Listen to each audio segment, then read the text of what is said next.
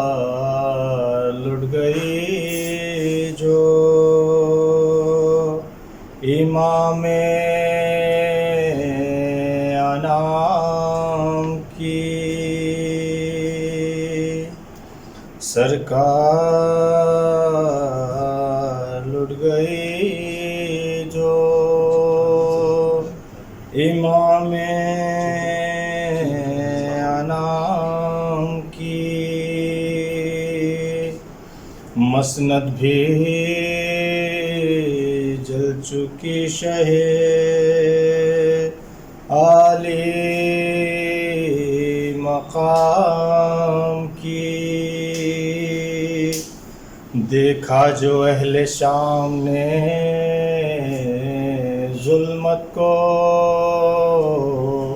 شام کی، تجویز قتل گاہ میں کی ایک مقام کی، ہوتے ہی صبح و شام میں رانڈوں کو لے گئے، سید کی لاش چھوڑ کے تنہا چلے گئے، سرکار لٹ گئی جو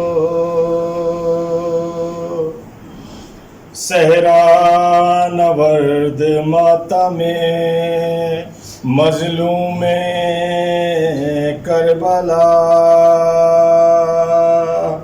آوارِ مصیبت فرزند مصطفیٰ، لکھتے ہیں اس طرح سے بس اس شب کا واقعہ، پھر قافلہ فروکش کرب و بلا ہوا، سب بھوکے پیاسے آئے تھے اپنے مقام سے، دل سب کا بھر گیا وہاں آب و طعام سے، سرکار لٹ گئی جو نصرانیاں بھی ایک تھی اس قافلے کے ساتھ، عفت شعار حافظ انجیل نیک ذات، اس نیک ذات نے بھی نہ ڈالا غذا پہات، ہر دل پہ خود بخود غم و ماتم کی واردات، کیوں کرنا وہاں نہ صبر و تحمل تباہ ہو، دولت جہاں بتوں کی بالکل تباہ ہو، سرکار لٹ گئی جو بولی کنیز چل کے کرو سیر سبزہ دار، خیمے میں دل فگارنا تم بیٹھو روزی نہار، یہ سن کے نکلے خیمے سے، پر دل تھا بے قرار، باہر نکلنا تھا کہ ہوا حشر آشکار، سبزہ نظر پڑا نا گلستان نظر پڑا، دیکھا تو ایک گنجے شہیدان نظر پڑا، سرکار لٹ گئی جو امام انام کی، محمد علی محمد صلی اللہ لا قوة الا باللہ العلی العظیم۔ اعوذ باللہ من الشیطان الرجیم، بسم اللہ الرحمن الرحیم۔ الحمد للہ رب العالمین والصلاة والسلام علی اشرف الانبیاء والمرسلین، سیدنا و نبینا و شفیع ذنوبنا و طبیب نفوسنا مولانا مولا الکونین، امام المشرقین والمغربین، جد الحسن والحسین، حبیب الہ العالمین بالقاسم محمد وعلی اہل بیتہ الطیبین الطاہرین المعصومین المظلومین المنتخبین المنتجبین، اما بعد فقد قال اللہ تبارک و تعالی فی القرآن الکریم وہو اصدق القائلین وقولہ الحق۔ بسم اللہ الرحمن الرحیم، قل لا اسألکم علیہ اجرا الا المودۃ فی القربى۔ عزیزان گرامی، عزاداران ایمان مظلوم کربلا، سوگواران اسیران کربلا، عشرہ اربعین عشرہ زینبیہ کے سلسلے سے آئے مودت کے ذیل میں آپ حضرات 8ویں تقریر کو سماعت فرما رہے ہیں۔ آئے مودت کے ذیل میں ہماری گفتگو امام حسین علیہ السلام کی زیارت اور اس کی اہمیت اور فضیلت کے موضوع پر ہو رہی ہے، اس لیے کہ امام حسین علیہ السلام کی زیارت کی بہت ہی زیادہ اہمیت بھی ہے، بہت ہی زیادہ فضیلت بھی ہے، بہت ہی زیادہ اجر بھی ہے، بہت ہی زیادہ ثواب بھی ہے، اور یہ چیزیں آپ حضرات مسلسل سماعت فرما رہے ہیں۔ اس کے پہلے بھی آپ حضرات اکثر و بیشتر ذاکرین اور خطباء اکرام سے امام حسین علیہ السلام کی زیارت کی فضائل، فضیلت، اجر، ثواب، جزا اور اہمیت کے سلسلے سے یقیناً بہت ساری باتوں کو آپ لوگوں نے سماعت فرمایا ہوگا۔ چونکہ اربعین بالکل اب قریب سے قریب ہے، بہت سارے زوار الحمدللہ زیارت امام حسین علیہ السلام کے لیے پیدل اور سواریوں پر نکل چکے ہیں۔ خوش نصیب ہیں وہ افراد جو اس حالات میں بھی، اس دور میں بھی کربلا معلیٰ تک اپنے آپ کو پہنچا رہے ہیں۔ ویسے تو الحمدللہ ہر حسینی خوش نصیب ہے، ہر اہل بیت سے محبت کرنے والا خوش قسمت ہے، اس لیے کہ ظاہر سے بات ہے جس کے دل میں علی و حسین رہتا ہو اس سے زیادہ خوش قسمت کون ہوگا؟ جس کے دل میں محبت علی اور اولاد علی کی محبت ہو اس سے زیادہ خوش نصیب کون ہوگا؟ اس لیے کہ یہ ایک عظیم نعمت ہے، افضل ترین نعمت ہے، بہترین نعمت ہے، جو خدا بند عالم انہی لوگوں کو عطا فرماتا ہے جن قلوب کو خدا بند عالم انتخاب کرتا ہے، جن کا خدا بند عالم چن لیتا ہے، جن کو خدا بند عالم پسند کرتا ہے، جن کو خداوند عالم منتخب کر لیتا ہے ان دلوں میں علی و حسین رہتا ہے، ان قلبوں میں علی و حسین کی محبت رہتی ہے۔ اس لیے بہرحال خوش نصیب تو ہم لوگ ہیں، اللہ کا لاکھ لاکھ شکر ہے کہ ہر زمانے میں، ہر دور میں، ہر حالات میں ہم نے قلب میں علی کو بھی رکھا ہے، حسین کو بھی رکھا ہے، ائمہ کی محبتوں کو رکھا ہے۔ لیکن بہرحال خوش نصیبی میں بھی بلندیاں تو ہیں، خوش نصیبی میں بھی درجات تو ہیں، خوش نصیبی میں بھی مرتبے تو ہیں۔ وہ لوگ واقعاً ہم لوگوں سے کہیں زیادہ خوش نصیب ہوں گے کہ جو اس وبائی دور میں بھی اپنے آپ کو پیدل یا سواریوں کے ذریعے سے بھی، چاہے وہ نجف سے کربلا کا راستہ ہو یا دوسرے شاہراہوں سے کربلا معلیٰ پیدل پہنچ رہے ہوں گے، چل کر کے جا رہے ہوں گے، اور اپنے آپ کو بارگاہ حسینی میں انشاءاللہ تعالی 40 تک پہنچا دیں گے۔ زیارت 40 کربلا معلیٰ میں پڑھیں گے، 40 کا روز کربلا معلیٰ میں گزاریں گے، 40 کی شب کربلا معلیٰ میں حرم امام حسین میں گزاریں گے۔ واقعاً بہت زیادہ خوش نصیب ہیں وہ افراد۔ لیکن میں امام حسین علیہ السلام کی بارگاہ میں ہاتھ کو بلند کر کے دعا کرتا ہوں، اللہ کی بارگاہ میں حسین کو وسیلہ بنا کر میرے مولا اس سال نہ صحیح لیکن ہم لوگوں کو بھی قسمت میں 40 کی زیارت نصیب فرما، عاشوراء کی زیارت نصیب فرما، حرم حسین، حرم ائمہ کی زیارت نصیب فرما۔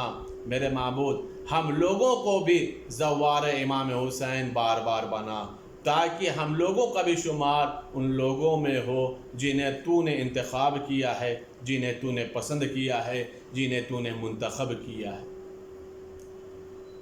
اللہ ان تمام زائرین کو حفظ و امان سے لے جائے اور حفظ و امان سے واپس پلٹائے، اور کسی بھی زائر کو اللہ کرے تمام زائرین کی دعائیں قبول ہو جائیں، اور جو جہاں پر بھی 40 کر رہا ہو اللہ ان تمام محبان امام حسین کی دعاؤں کو قبول کر لے۔ لیکن ان دعاؤں میں خاص دعا سب کریں کہ میرے معبود اس آفت، اس وبا کو جلد سے جلد ختم فرما دے، تاکہ کربلا کی راہیں آسانی سے فراہم ہو جائیں، اسباب مہیا ہو جائیں، ذکر حسین کے لیے بھی، عزائے حسین کے لیے بھی، زیارت حسین کے لیے بھی، تمام عتبات عالیہ کی راہوں کو تو فراہم کر دے میرے معبود، اور تمام زائرین کی تمام بلاؤں کو دور کر دے، تمام محبان امام حسین کی تمام مصیبتوں اور مشکلات کو دور کر دے۔ اس لیے کہ میرے معبود 40 قریب سے قریب ہے، ظاہر سی بات ہے ان دنوں میں تیری نگاہ کرم زائرین حسین پر بہت ہے، نگاہ پروردگار میں حسین والوں کی بہت عظمت ہے، حسین والوں کی بہت ہی زیادہ منزلت ہے۔ بہرحال عزیزان گرامی، ہماری گفتگو امام حسین علیہ السلام کی زیارت کی اہمیت اور فضیلت کے سلسلے سے چل رہی ہے۔ یہ باتوں کو میں نے ضمناً اس لیے بھی عرض کیا چونکہ 40 قریب سے قریب ہے، اور ہر انسان لو لگائے رہتا ہے، اپنے قلب کو چاہتا ہے کہ کربلا معلیٰ پہنچا دے، اپنی روح کو چاہتا ہے کربلا معلیٰ پہنچا دے، تاکہ حسین سے رابطہ برقرار رہے، حسین سے تمسک قائم رہے، حسین کی ولایت میں روز بروز ہمارے اضافہ ہوتا رہے، محبتوں میں اضافہ ہوتا رہے، عرفان میں اضافہ ہوتا رہے، معرفت میں اضافہ ہوتا رہے، چاہت میں اضافہ ہوتا رہے، تاکہ ہم حسین علیہ السلام کی زندگی کو اپنا سکیں اور امام حسین علیہ السلام کی محبت اور مودت کا کسی حد تک حق ادا کر سکیں۔ عزیزان گرامی، امام حسین علیہ السلام کی زیارت پر جب انسان جاتا ہے تو خداوند عالم اسے اجر و ثواب عطا فرماتا ہے۔ یہ آپ مسلسل سماعت فرما رہے ہیں ائمہ کی روایتوں کے ذیل میں، ائمہ کی روایتوں اور حدیثوں کی روشنی میں آپ مسلسل ان باتوں کو سماعت فرما رہے ہیں۔ خداوند عالم نے زائرین امام حسین کو بہت زیادہ فضیلت عطا فرمائی۔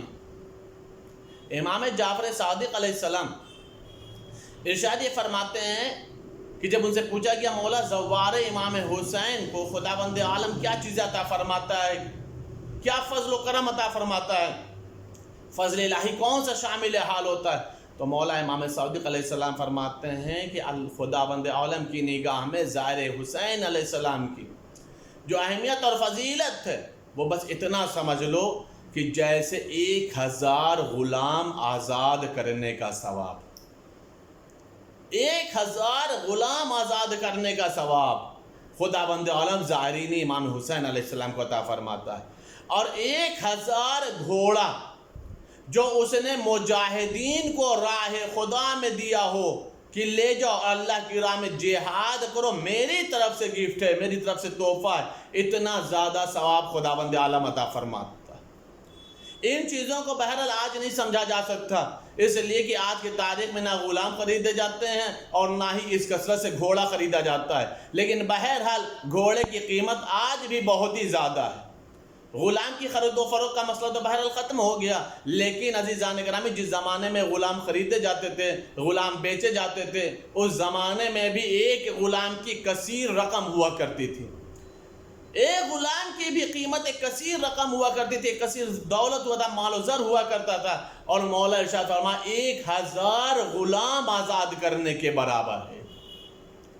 1000 گھوڑے راہ خدا میں دیا جائے مجاہدین کو اپنی طرف سے تحفے کے طور پر کہ جاؤ اللہ کی راہ میں جہاد کرو، اتنا زیادہ ثواب خداوند عالم زائرین امام حسین کو عطا فرماتا ہے۔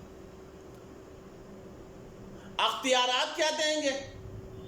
خداوند عالم قدرت کیا عطا فرمائے گا؟ خداوند عالم زائرین امام حسین علیہ السلام کے اوپر کرم کیا کرے گا؟ یوں تو ہر انسان جو بھی عمل کرتا ہے نا، ہر عمل کے پیچھے بس ایک مقصد ہوتا ہے، کیا؟ میں جو بھی عمل کروں مجھے بدلے میں جنت مل جائے۔ زائرین امام حسین اللہ کی نگاہ میں کیا ہے عزیزان گرامی؟ غور فرمائیے گا آپ۔ ہر انسان جو بھی عمل کرے، چھوٹا عمل کرے، بڑا عمل کرے، گھر میں کرے، باہر عمل انجام دے، جو بھی حسنات انجام دیتا ہے، جو بھی نیکی کرتا ہے، چاہے اپنی ذات کے لیے کرے یا غیر کے لیے کرے، حقوق اللہ ہو یا حقوق الناس ہو، واجب عمل ہو یا مستحب عمل ہو، کوئی بھی حسنات، کوئی بھی نیکی، کوئی بھی کار خیر انجام دیتا ہے، کوئی بھی عمل صالح انجام دیتا ہے، پس منظر اس کے پیچھے نیت صرف اور صرف یہی ہوتی ہے کہ بس کسی بھی طرح سے اس عمل کو اللہ قبول کر لے، بدلے میں خداوند عالم ہمیں جنت عطا فرما دے۔ بیس کیا بنا؟ عمل قبول ہونے پر صلہ میں اللہ جنت عطا فرما دے۔ ہر چیز کے پیچھے نیت یہی ہوتی۔ لیکن امام صادق علیہ السلام فرما رہے خداوند عالم زوار امام حسین علیہ السلام کو دیکھیے عزیزان گرامی، آپ نے اس کے پہلے بہت ساری ہماری حدیثوں کو سماعت فرمایا جو ائمہ کی میں نے نقل فرمائی ہیں کہ گناہ بخش دیے جاتے ہیں، حج کا ثواب ملتا ہے، 10 لاکھ حج کا ثواب ملتا ہے، ایک ایک قدم پر حج کا ثواب ملتا ہے، یہ ساری چیزیں ہیں، درجات بلند ہوتے ہیں، نیکیاں زیادہ ہو جاتی ہیں، گناہ محو ہو جاتے ہیں، ختم ہو جاتے ہیں، یہ آپ سماعت فرما چکے ہیں۔ تو اس کے بعد کیا مطلب ہے کہ زائر جنت میں چلا جائے گا؟ یہ سب کچھ کرنے کے بعد کیا زائر جنت میں چلا جائے گا؟ زوار امام حسین جنت میں چلا جائے گا؟ مولا ارشاد فرما رہے ہیں نہیں، خداوند عالم زائرین امام حسین علیہ السلام کو یہ اختیار دے گا کہ 100 ایسے افراد جن کے اوپر جہنم واجب ہے، اللہ اختیار دے گا، زائرین امام حسین کو اختیار ہے کہ وہ چاہیں تو ان لوگوں کو جنت تک پہنچا دیں۔ زائرین امام حسین کو خداوند عالم یہ اختیار دے رہا ہے کہ جن کے اوپر جہنم واجب ہے، جہنم واجب ہے، اللہ زائرین امام حسین کو یہ اختیار دے گا، یہ قدرت دے گا، یہ طاقت دے گا کہ تم ان لوگوں میں جسے چاہو جنت تک پہنچا دو۔ اس کا مطلب کیا ہوا؟ سب کے سب جنت میں جانے والے ہیں، زائرین امام حسین جنت میں لے جانے والے ہیں۔ زائرین امام حسین جنت تک لوگوں کو پہنچانے والے ہیں، اور وہ بھی کون افراد؟ جن کے اوپر جہنم واجب۔ بیچ میں ایک شخص نے ایک سوال کیا تھا، راوی نے مولا نے جب یہ حدیث بیان فرمائی نا کہ 100 ایسے افراد کہ جن کے اوپر جہنم واجب ہے، زائرین امام حسین انہیں جنت تک پہنچا دے گا، اللہ اختیار دے گا کہ تم جسے چاہو جنت تک لے جاؤ۔ تو ایک شخص نے سوال کیا، فرزند رسول جن کے اوپر جہنم واجب ہے کیا وہ جنت میں چلے جائیں گے؟ جن پر جہنم واجب ہے کیا وہ جنت میں چلے جائیں گے؟ بہرحال سوچنے والا سوال تو ہے نا کہ جب جہنم واجب ہو گئی تو وہ جنت میں کیسے جائے گا؟ مولا نے ارشاد فرمایا ہاں، یہ اللہ کا کرم اس جہنمیوں پر نہیں ہے، یہ فضل ظاہر حسین پر، یہ فضل اللہ نے ظاہر حسین کو دیا کہ وہ چاہے تو انہیں جہنم سے جنت میں لے آئے، ان جہنمیوں کو جہنم سے برات دلا دے، نجات دلا دے اور جنت تک پہنچا دے۔ سامنے والے نے سوال پوچھا، فرزند رسول کیا سب لوگ جن پر بھی جہنم واجب ہے؟ مولا نے فرمایا ہاں سب لوگ، لیکن صرف دو افراد نہیں، دو طرح کے لوگ نہیں۔ کہا مولا کون؟ کہا ایک وہ جو ناصبی ہے اور ایک وہ جو دشمن اہل بیت ہے۔ جو ناصبی ہے، جو دشمن اہل بیت ہے، یہ وہ افراد ہیں کہ یہ جو مستقل جہنم میں رہیں گے تو صرف جہنم میں رہیں گے۔ باقی جو جن کو بس جہنم واجب ہے، اس کا مطلب یہ ہے کہ محب تھے، دشمن اہل بیت نہیں تھے، ناصبی نہیں تھے، اہل بیت سے بغاوت نہیں کرتے تھے، اہل بیت کی عداوت نہیں رکھتے تھے، اہل بیت کے خلاف بغض و حسد و کینہ نہیں رکھتے تھے، اہل بیت سے دشمنی نہیں رکھتے تھے، محبت کرتے تھے۔ عمل میں کوتاہیاں تھیں، برے اعمال زیادہ تھے، اچھے عمل کم تھے، نتیجہ یہ ہوا کہ وہ جہنم کے شکار ہو رہے تھے۔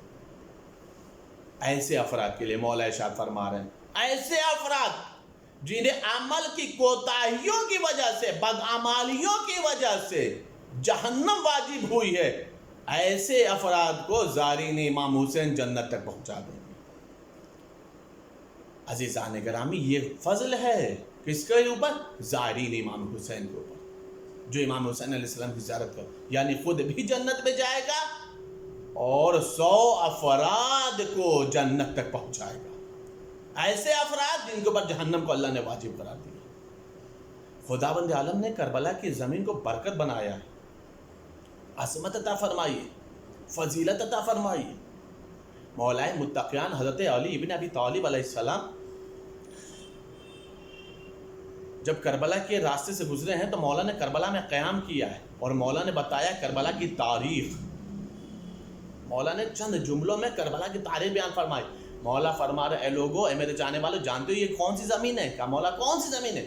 کہا یہ کربلا معلیٰ ہے، یہ کربلا معلیٰ ہے، جہاں پر 200 پیغمبر، 200 اوصیاء پیغمبر اور 200 پیغمبروں کے نواسے شہید کر کے دفن کیے گئے۔ عزیزان گرامی، سمجھنے والی بات ہے، 200 پیغمبر کی بھی قبریں ہیں، 200 اوصیاء کی بھی قبریں ہیں، اور 200 پیغمبروں کے نواسوں کی بھی قبریں۔ اس کے بعد مولا نے پورے کربلا کی تاریخ بیان فرمائی ہے، جو امام حسین علیہ السلام کے ساتھ رونما ہونے والا واقعات تھا۔ مولا نے فرمایا اسی زمین کے اوپر میرا حسین شہید ہوا۔ جب مولا سے پوچھا گیا تھا چھٹے امام سے کہ مولا یہ بتائیے کربلا کی زمین کی عظمت کیا ہے، کربلا کی زمین کی عظمت کیا ہے؟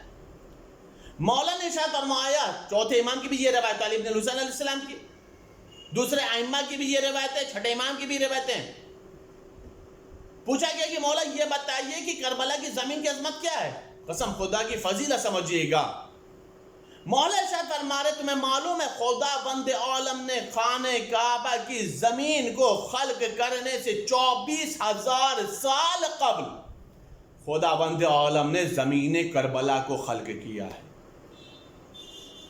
24,000 سال پہلے کربلا کی زمین خلق ہوئی ہے، اور مولا ارشاد فرماتے ہیں کہ جب خلق ہوئی ہے 24,000 سال پہلے، تو کعبہ بعد میں حرم امن بنا ہے۔ خدا بند عالم نے کربلا کو پہلے حرم امن بنایا۔ کعبہ کے لیے قرآن کی آیت ہے نا، وَمَنْ دَخَلَهُ كَانَ آمِنًا، جو بھی اس میں داخل ہو گیا امان پا گیا۔ یہ 24,000 سال بعد امن بنا ہے، حرم امن بنا ہے۔ کربلا 24,000 سال پہلے حرم امن بن چکی ہے۔ اسی لیے جب خانہ کعبہ کی زمین نے فخر و مباحات کیا تھا کہ میرے مثل کون سی زمین کا ٹکڑا ہوگا، میرے مثل کون سی زمین کا حصہ ہوگا، میں وہ ہوں کہ جہاں پر اللہ کا حرم ہے، خانہ کعبہ ہے، بیت اللہ ہے، اللہ نے مجھے یہ شرف عطا فرمایا ہے، لوگ میرے گھر کا طواف کرتے ہیں، لوگ میرے گھروں کی زیارت کے لیے آتے ہیں، لوگ میرے گھر کے لیے دور دراز سے سفر حج کے لیے آتے ہیں، میرے برابر کون سی زمین ہوگی؟ یہ اللہ نے مجھے فخر عطا فرمایا ہے۔ زمین خانہ کعبہ فخر و مباحات کر رہی تھی، زمین خانہ کعبہ فخر و مباحات کر رہی تھی، میرے مثل کوئی زمین نہیں ہے، میری جیسی کوئی زمین نہیں ہے۔ اللہ نے مجھے حرم امن بنایا ہے، بابرکت بنایا ہے، مقام ابراہیم عطا فرمایا ہے، سب کچھ اللہ نے مجھے دیا۔ دور دراز سے زائرین آتے ہیں خانہ کعبہ کا طواف کے لیے، حج کرنے کے لیے۔ جب خانہ کعبہ فخر و مباحات میں تھی نا، زمین کعبہ فخر و مباحات میں تھی، وہ حصہ فخر کر رہے تھے، تو آواز خدا دے خانہ کعبہ خاموش ہو جا، اے ارض کعبہ خاموش ہو جا، میں نے تجھ سے بھی زیادہ بابرکت زمین خلق کی ہے، تجھ سے بھی زیادہ بافضیلت زمین خلق کی ہے۔ اور اتنا یاد رکھ، اگر اس زمین کو خلق کرنے کا ارادہ نہ ہوتا تو میں تجھے پیدا بھی نہ کرتا، میں تجھے بھی خلق نہ کرتا، اور تو فخر و مباحات کر رہی ہے، تو تمام زمینوں پہ فخر و مباحات کر رہی ہے۔ تجھے پتہ ہے تجھ سے 24,000 سال پہلے میں نے زمین کربلا کو خلق کیا ہے۔ اب غور کریے گا کتنی فضیلت ہے۔ ایک طرف خانہ کعبہ خود اپنا قصیدہ پڑھے، کربلا اس زمین کا نام ہے جس کا قصیدہ مشیت پڑھے، جس کی فضیلت اللہ خود پڑھے، اسے کربلا کہا جاتا، اسے عرض کربلا کہا جاتا۔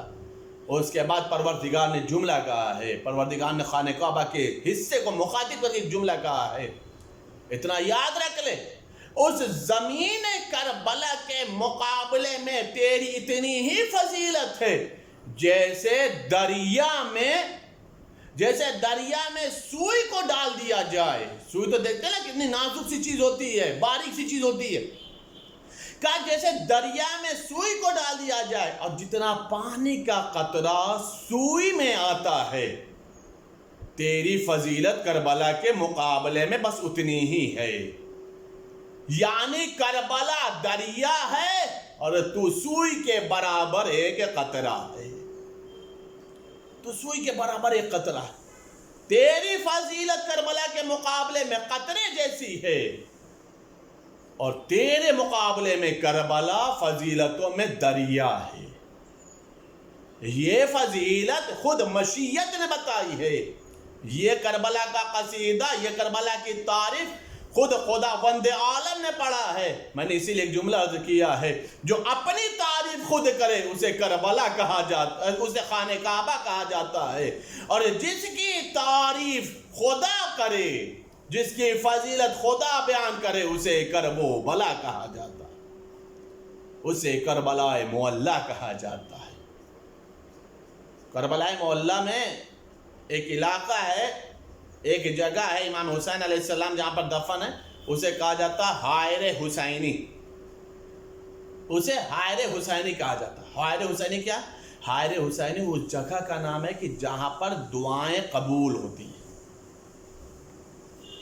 حائر حسینی اس جگہ کا نام ہے جہاں پر دعائیں قبول ہوتی ہیں۔ اچھا، ہم اور آپ اگر مصلی پر بیٹھے تو بھی تمنا ہے یہی کہ دعا قبول ہو جائے، سب کی دعا ارادہ یہ ہوتا ہے دعا قبول ہو جائے، دعا پڑھیں تو دعا قبول ہو جائے، مصلی پر بیٹھے ہوں تو دعا قبول ہو جائے، خانہ کعبہ چلے جائیں تو دعا قبول ہو جائے، حرم ائمہ میں چلے جائیں تو دعائیں قبول ہو جائیں۔ لیکن یہ بتائیے خود ائمہ، خود معصوم، جن کے وسیلے سے سب کی دعائیں قبول ہوتی ہیں، ان کی یہاں بھی زندگی میں اور تاریخ میں یہ ملتا ہے کہ انہوں نے اپنی دعاؤں کی قبولیت کے لیے حائر حسینی کا انتخاب کیا، حائر حسینی کا انتخاب کیا۔ لہذا روایت میں ملتا ہے کہ 10ویں امام حضرت امام علی النقی علیہ السلام بیمار پڑ گئے، بستر مرض پڑتے، مولا کا صحابی ابو ہاشم جعفری 10ویں امام کے صحابی ہیں، مخلص صحابی ہیں، مولا سے بہت زیادہ محبت کرتے، وہ آئے مولا کی عیادت کرنے کے لیے۔ مولا نے فرمایا ابو ہاشم جعفری جلدی سے کربلا معلی چلے جاؤ اور حائر حسینی میں میری شفا کے لیے دعا کرو۔ اللہ اکبر، خود 10ویں امام، میں نے ابھی عرض کیا ہے نا، ہم اور آپ ہر جگہ پہ جہاں بھی دعا کریں اس بات کی تمنا رہتی ہے کہ دعا قبول ہو جائے، امید لگائے بیٹھے کہ دعا قبول ہو جائے. لیکن ائمہ جن کے وسیلے سے دعائیں قبول ہوتی ہیں، جن کے توسل سے دعائیں قبول ہوتی ہیں، وہ خود ائمہ یہ کہہ رہے ہیں، وہ امام یہ کہہ رہے ہیں، 10ویں امام بستر مذبح کہہ رہے ہیں ابو ہاشم جعفری جلدی سے حائر حسینی چلے جاؤ اور جا کر کے میری شفا کے لیے دعا کرو. ابو ہاشم جعفری چلے گئے. راستے میں ابو ہاشم جعفری کا ایک دوست مل گیا جس کا نام بلال ہے. اس نے کہاں جا رہا ہوں؟ کہا حائر حسینی جا رہا ہوں. کہا کیوں؟ خیریت؟ کہ مولا کی بیماری کی شفا کے لیے. بلال نے فوراً سوال کیا، کہا تم نے مولا سے نہیں پوچھا کہ مولا آپ کے ذریعے تو سب کی دعائیں قبول ہوتی ہیں اور آپ لوگوں کو حائر حسینی بھیج رہے اپنی دعا کی قبولیت کے لیے، اپنی شفا کے لیے؟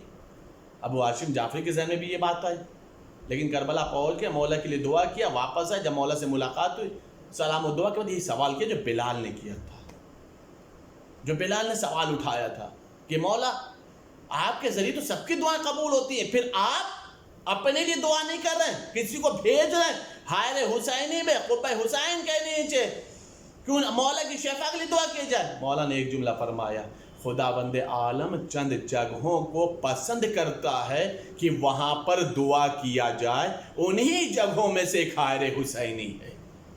جس چیز کو اللہ پسند کرتا ہے ہم آل رسول اس چیز کو پسند کرتے ہیں. عزیزان گرامی، یہ ہے حائر حسینی کہ جہاں پر ائمہ اپنے لیے دعا مانگواتے ہیں، ائمہ اپنے لیے دعا کرواتے ہیں کہ اللہ مجھے شفا عطا فرمائے. اللہ نے بہت عظمت عطا فرمائی ہے کربلا معلی کو. بس عزیزان گرامی، ایک بات اور عرض کر دوں، اس کے بعد میں زیارت کے اوپر آ جاؤں. روایت اٹھا کر کے آپ دیکھیں، روایت اٹھا کر کے دیکھیں. اکثر و بیشتر ایک سوال ہوا ہے، بشیر دہان ہے، بشیر دہان امام جعفر صادق علیہ السلام کا صحابی ہے، ہر سال حج کرنے جاتا ہے، ہر سال حج کرنے کے لیے جاتا ہے. ایک سال کچھ حالات سازگار نہیں تھے اس کے، پریشان تھا بیچارہ، لیکن حج کرنے نہیں جا سکا. مولا سے ملاقات ہو گئی مدینے میں. مولا نے قبل اس کے کہ وہ کچھ کہے، مولا نے خود سامنے سے پوچھا، بشیر اس سال تو نے حج نہیں کیا؟ کہا مولا میں حج کرنے نہیں گیا، آپ کو معلوم؟ مولا نے کہا تمام شیعوں کے اعمال میرے پاس آتے ہیں، تو حج کیے ہوتا تو اعمال میں آتا نا، نامہ اعمال میں آتا نا کہ تو نے حج کیا. اس نے کہا مولا اس سال حج نہیں کر سکا، ہر سال حج کرتا تھا وہ. کہا مولا اس سال حج نہیں کر سکا. مولا نے پوچھا کیوں؟ کہا مولا حالات سازگار نہیں تھے. روایت کے جملے مولا خاموشی ہوئے. اس کے جواب کو سن کر کے تھوڑی دیر بعد اس نے خود کہا مولا حج تو نہیں کر سکا، لیکن میں نے روز عرفہ کربلا معلی میں امام حسین کے حرم میں گزاری. روز عرفہ میں حرم امام حسین میں تھا، آپ کے جد کے روزے پہ تھا. مولا نے جیسے ہی سنا لب پہ تبسم آ گیا. مولا نے کہا کیا کہا تو نے؟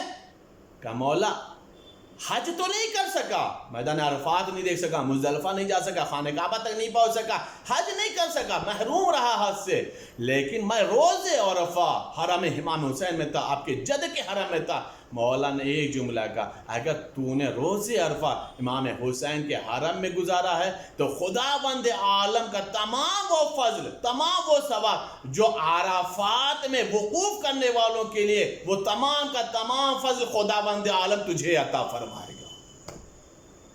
وہ سب کچھ عطا فرمائے گا. کسے؟ جس نے اپنی زندگی امام حسین کے حرم میں گزاری. کہاں حج بیت اللہ اور کہاں کربلا معلی، کہاں خانہ کعبہ اور کہاں زیارت امام حسین علیہ السلام. لیکن خداوند عالم وہ سب کچھ عطا فرمائے گا جو عرفات میں وقوف کرنے والوں کے لیے، جو عرفات میں ٹھہرنے والوں کے لیے. عزیزان گرامی، میں نے ابھی شروع تقریر میں عرض کیا ہے کہ لوگ جا رہے ہیں اربعین کی زیارت پہ. خوش نصیب افراد ہیں وہ لوگ. اللہ یہ زندگی میں سب کو موقع عطا فرمائے، کم سے کم ایک مرتبہ تو ضرور موقع دے تاکہ امام حسین کے روزے کی زیارت کر سکے. عزیزو، امام حسین کی زیارت کے لیے میں نے کئی تقریروں میں اس بات کو عرض کیا ہے، کچھ باتوں کو اشاروں میں عرض کرنا پڑا، لیکن ان چیزوں میں سے ایک دلیل دے رہا ہوں. بنی امیہ اور بنی عباس کے زمانے میں زیارت امام حسین پر بہت پابندی تھی. متوکل قتل کرتا تھا لوگوں کو. متوکل قتل کرتا تھا لوگوں کو۔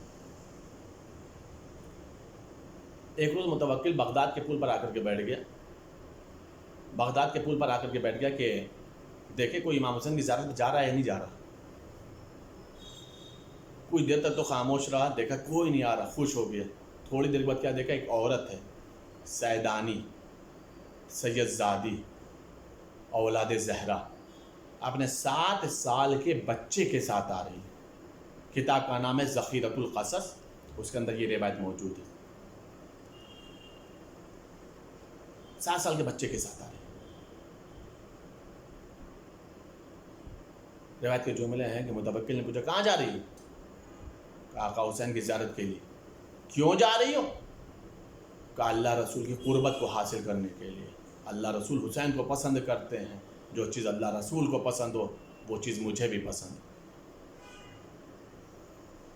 کہا تجھے اس بات کا یقین ہے کہ تجھے زیارت حسین سے قربت پروردگار حاصل ہو جائے گی؟ کہا حسین طیب و طاہر ہے، آیت تطہیر ہے، قرآن ناطق ہے، اس کے ذریعے سے قربت پروردگار حاصل نہیں ہوگی تو کیا تجھ جیسے فاسق و فاجر کے ذریعے سے ہوگی؟ متوکل بہت غصے میں آ گیا، غضب میں ہو گیا، چاہا کہ قتل کر دے، سپاہیوں نے منع کر دیا۔ کہا دیکھو اگر تو نے اسے قتل کر دیا تو یہ نہیں تڑپے گی۔ کہا پھر؟ کہا ایک کام کر، اس کے 7 سال کے بچے کو اسی کی آغوش میں قتل کر۔ دیکھیے عزیزان گرامی، پڑھنا بہت آسان ہوتا ہے، ماں ماں ہوتی ہے، ماں ماں ہوتی ہے، بچہ بیٹا بیٹا ہوتا ہے، ماں کا دل نازک ہوتا ہے۔ کہا یہ تو نے صحیح کہا، یہ تڑپے گی، مر جائے گی، زیارت پہ نہیں جائے گی۔ کہا تیرے بیٹے کو تیری آغوش میں ذبح کر دوں گا، جائے گی تو؟ کہا بیٹا حاضر۔ بیٹے سے پوچھا قتل ہوگا تو؟ کہا آقا حسین کی راہ میں قربان ہونا پسند ہے۔ کیا جذبہ تھا، کیا تربیت تھی ماں کی، نہ خود بھی فرار کیا اور نہ ہی بیٹا پیچھے ہٹا۔ کیسے نہیں، تیری ہی آغوش میں قتل کروں گا۔ 7 سال کا بیٹا،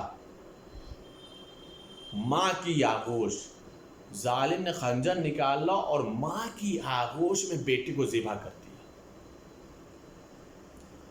روایت کے جملے ہیں ماں پورے بیٹے کے خون میں لت پت ہو گئی، پورا بدن اس کا خون خون ہو گیا۔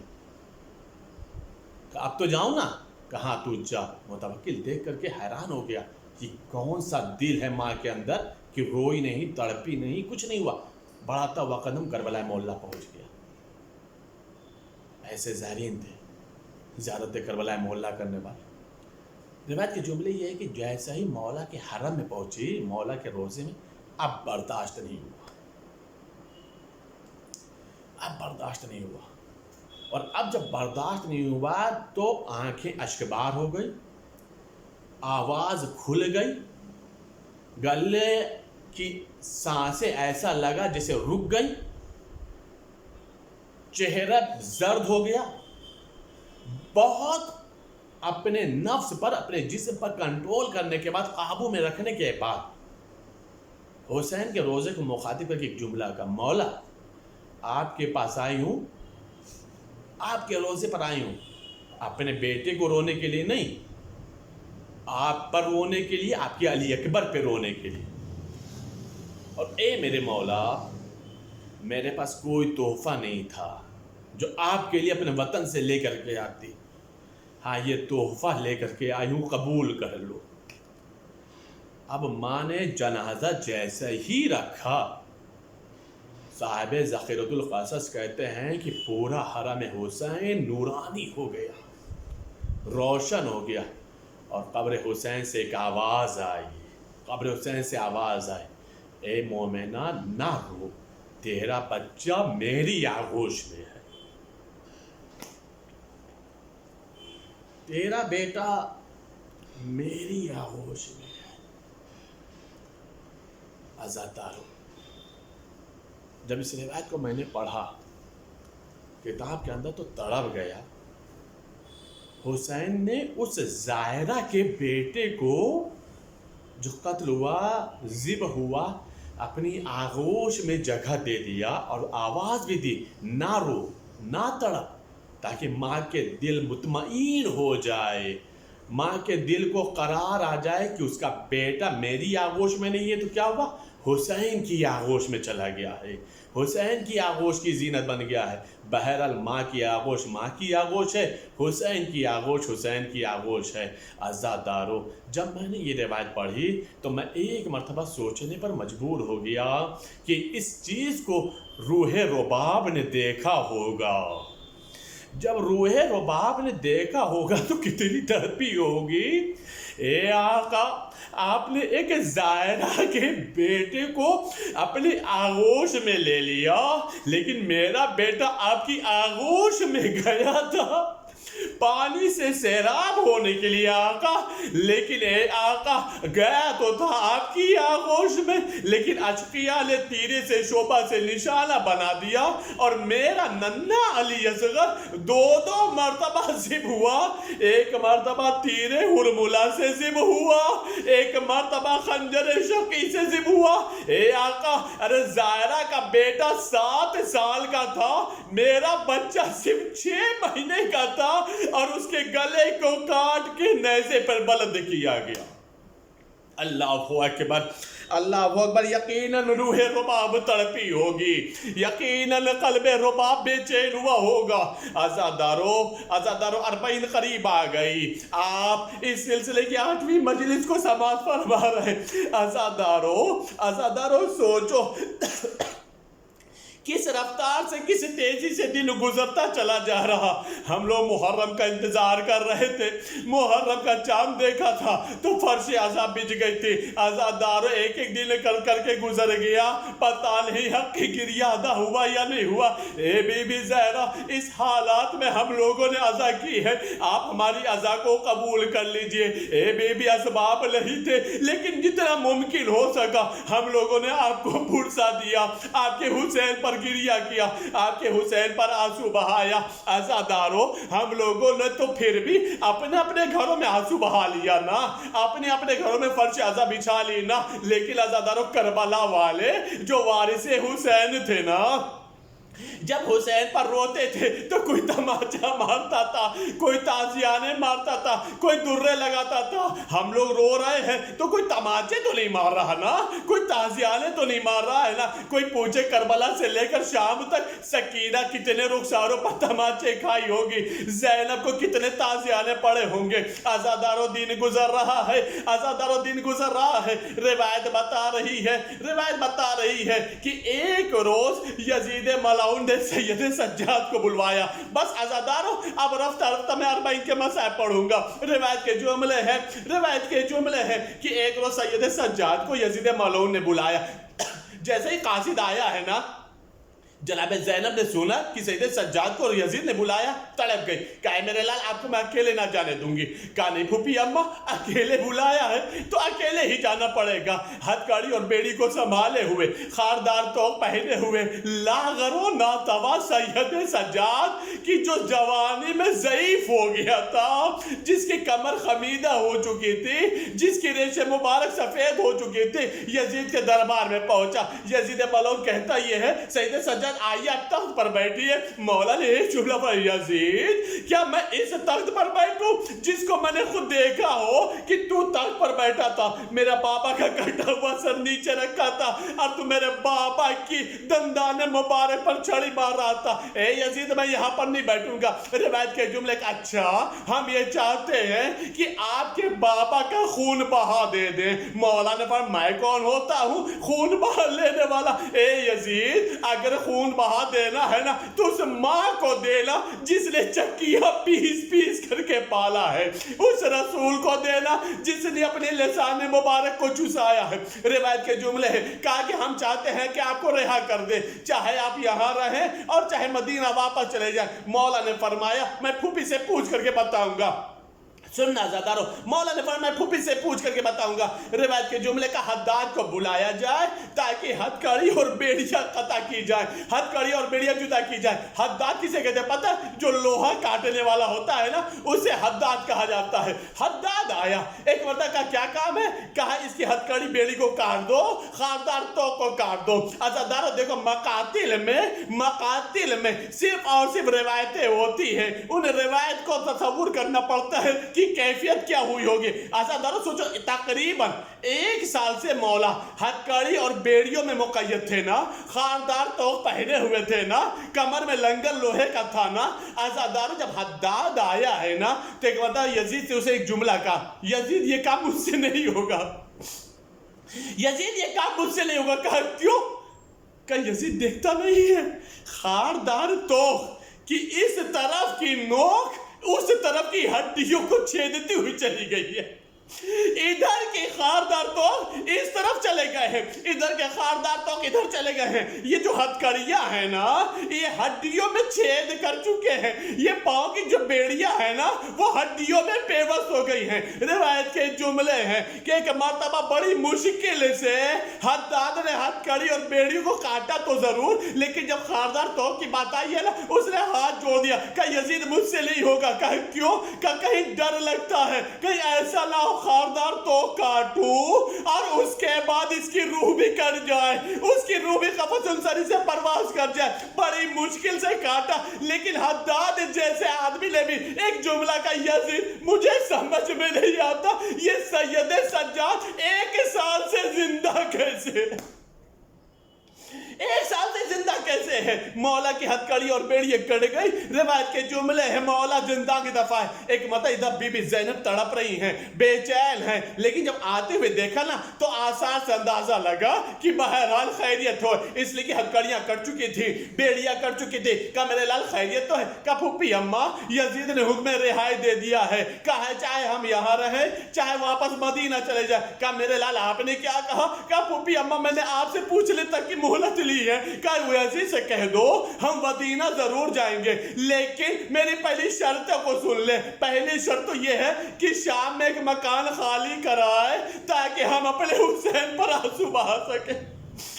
زینب نے پانی کا سوال نہیں کیا کہ میں قیدی ہوں مجھے پانی پلاؤ, اس لیے کہ زینب پانی کی پیاسی نہیں ہے, حسین پر آنسوؤں کی پیاسی ہے. کہ 3 روز پہلے ماتم کریں گے. دوسری شرط یہ ہے کہ شام کی عورتوں کو کہہ دے کہ وہ آ کر کے ہمیں پرسا دیں. اور تیسری شرط یہ ہے کہ ہمارے جو تبرکات لوٹے گئے ہیں وہ تبرکات ہمیں واپس کیے جائیں. تینوں شرطوں کو یزید نے مان لیا. مکان خالی ہو گیا, شام کی عورتیں پرسا دینے کے لیے آ گئیں, اور اس کے بعد جب تبرکات آنے شروع ہوئے ہیں بس عزادار و مجلس تمام ہو گئے. ارباب مقاتل کہتے ہیں جو تبرکات آئے نا اس میں سب سے پہلے علی اصغر کا گلا جلا ہوا گہوارہ آیا. جیسے جلا ہوا گہوارہ آیا رباب نے لیا, بس ایک جملہ کا میرے لال اے میرے لال گہوارہ تو آ گیا لیکن تو نہ آیا. اے میرے لال گہوارہ تو آ گیا لیکن اس گہوارے میں سونے والا مجھ سے بچھڑ گیا. اے میرے لال اب اس گہوارے میں سوئے گا کون؟ اے میرے لال اس گہواروں کی جنبانی کرنے کا کیا ہوگا؟ روایت کے جملے جلا ہوا گہوارہ آیا. اس کے بعد شہداء کے سر آئے. جب علی اکبر کا سر آیا ام لیلہ نے پڑھ کے لے لیا, قاسم کا سر آیا ام فروہ نے پڑھ کے لے لیا, عباس کا سر آیا جناب ام کلثوم نے لے لیا, حسین کا سر آیا زینب نے پڑھ کے لے لیا. آخر میں 2 ننھے سر بچ گئے. جب ان سروں کا لینے والا کوئی آگے نہ بڑھا تو شام کی عورتوں نے ایک جملہ کہا, کیا ان بچوں کی ماں زندہ نہیں؟ کیا ان بچوں کی ماں زندہ نہیں ہے جو ان بچوں کا سر لے؟ ایک دم زینب تڑپ گئی. کہا نہیں ایسا نہ کہو, ان بچوں کی ماں زینب زندہ ہے. اے شام کی عورتوں تم بتاؤ یہ زینب علی اکبر پر آنسو بہائے اپنے ماں جایا حسین پر روئے یا اپنے بچوں پر روئے؟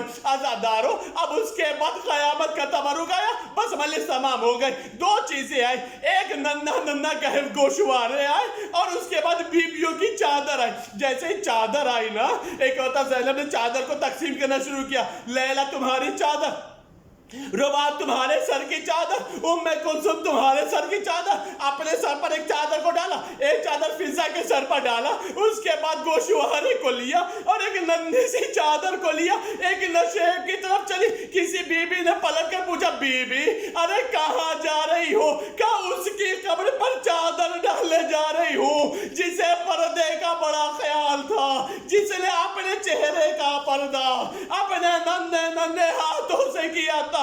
جا کر قبر زہرا پر چادر ڈالا اور اس کے بعد ایک جملہ کا, اے بیٹی ارے چادر مل گئی, اے میری بیٹی حکم رہائی مل گیا, اے بیٹی اکیلے نہ چلو گی، جب نہیں قبر سکینہ سے آواز آئی ہو اے پھوپھی اماں، ارے وطن جانا مبارک ہو، لیکن اے پھوپھی اماں اگر کربلا جانا تو میرے بابا کو میرا سلام کہہ دینا، اور کہہ دینا آپ کے سینے پر سونے والی سکینہ زمین زندان میں سو رہی ہے، اس تاریک زندان میں ایسی سکینہ قید ہوئی کہ سب کو رہائی ملی، لیکن سکینہ آزاد نہ ہو سکی۔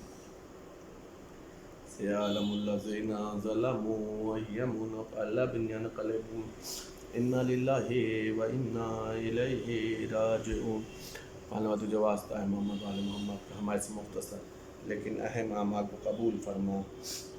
میرے معبود ہمارے اشکزہ کو رمال زہرا میں جگہ عطا فرما، ہمارے اشکزہ کو میں شفاعت و نجات کی ضمانت بنا، تمام اتباعت اولیاء اور خصوصاً کربلا معلیٰ کے ذرا سب کو نصیب فرما۔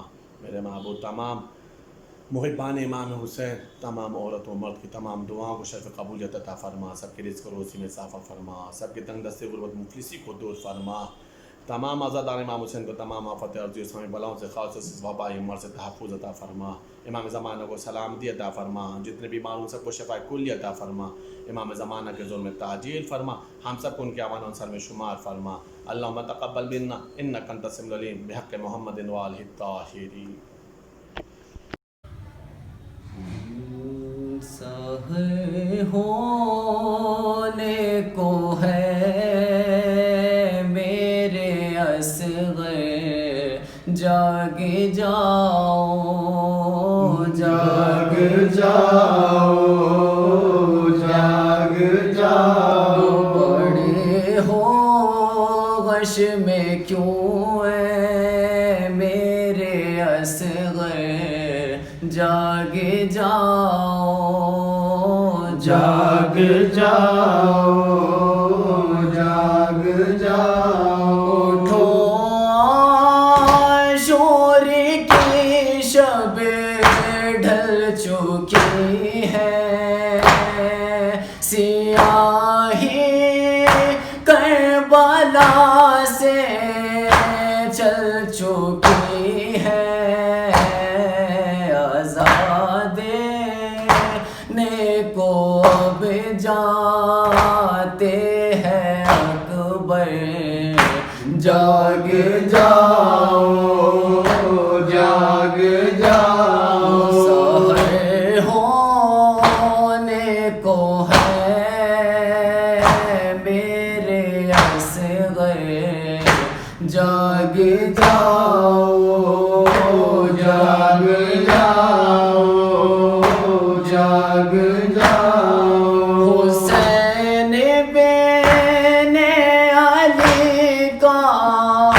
امتحان ہے، خلیلی خواب کا منظر آیا ہے، کھلے گا آج قربانی کے جوہر، جاگ جاؤ جاگ جاؤ جاگ جاؤ، سحر ہونے کو ہے میرے اصغر، جاگ جاؤ جاگ جاؤ جاگ جاؤ، یہاں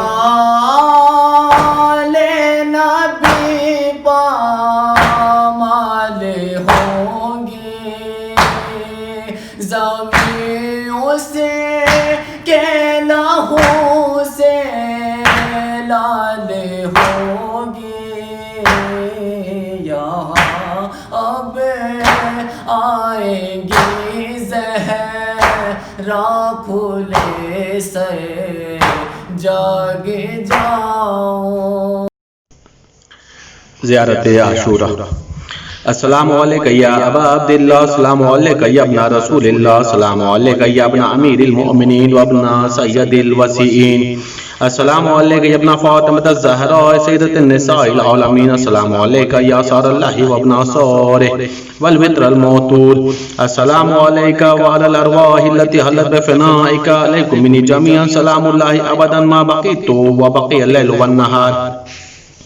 یا ابا عبداللہ لقد عظمت الرزیۃ وجلت وعظمت المصیبت بک علینا وعلی جمیع اہل الاسلام، وجلت وعظمت مصیبتک فی السماوات علی جمیع اہل السماوات، فلعن اللہ امة اسست اساس الظلم والجور علیکم اہل البیت، ولعن اللہ امة دفعتکم عن مقامکم وزالتکم عن مراتبکم التي رتبکم اللہ فیہا، ولعن اللہ امة قتلتکم، ولعن اللہ المماحدین لهم بالتمکین من قتالکم، برئت الى اللہ والیکم منہم ومن اشیائهم واتباعهم واولیائهم.